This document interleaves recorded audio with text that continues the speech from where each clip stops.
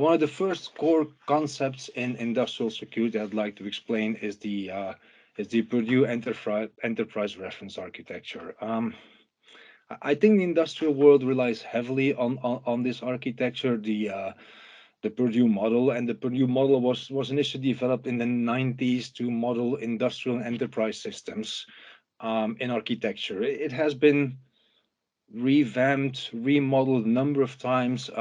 They've added layers. They've added an industrial DMZ. They've added, um, a demilitarized, an industrial demilitarized zone. We've modified the way we look at the enterprise network. But on the other hand, we're still missing a lot of things that the IT world has that's not necessarily represented in this. So very often it is argued that the Purdue model is outdated or even irrelevant or simply dead.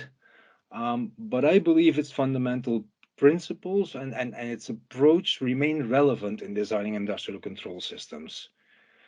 I do, however, believe that the model that we currently handle here is just no longer up to date. So I'm gonna present the version I use, and let's be honest here. This is a personal interpretation. It is not a commonly accepted version of the Purdue model, but I do believe that every company, every organization should tailor the Purdue model to reflect what they're actually doing. So in my specific case, I have added items like an IT DMZ, but even a private cloud and the public internet. And I do that for a reason.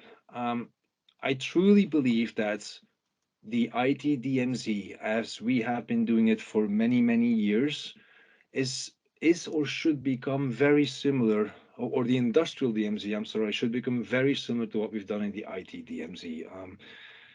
When we started designing according to the Purdue model, at one point in time, this industrial DMZ was introduced as a way of exchanging information between, from an OT point of view, the untrusted corporate world and what we are doing.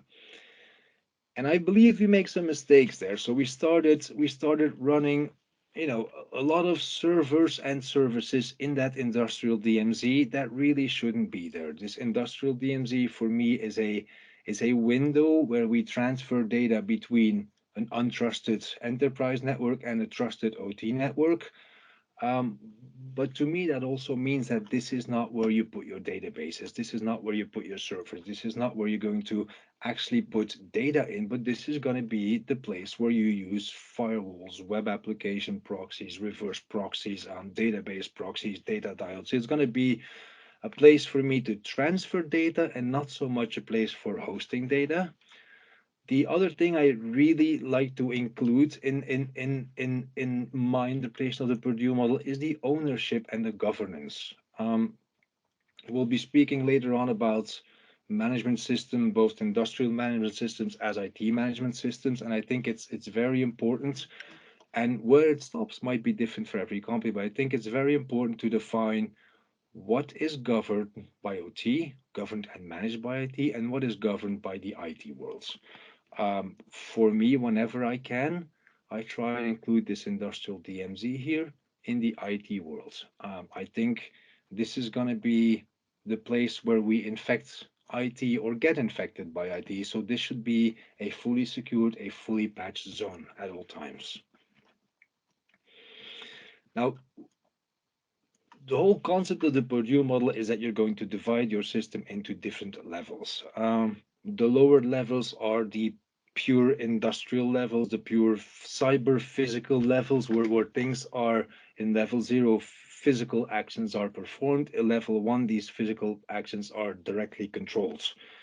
Um, Level two and especially level three are more and more becoming IT-like zones where we typically have a lot of um, Windows systems, Windows engineering workstation, Windows operating stations, um, with the major difference here that these systems are often vendor managed or only specific versions are supported by the vendor, or very often we have not thought or there was no ability to redundancy. So anything we do here is very often Windows, but a patch, a reboot, and antivirus can have huge impacts on what we do here.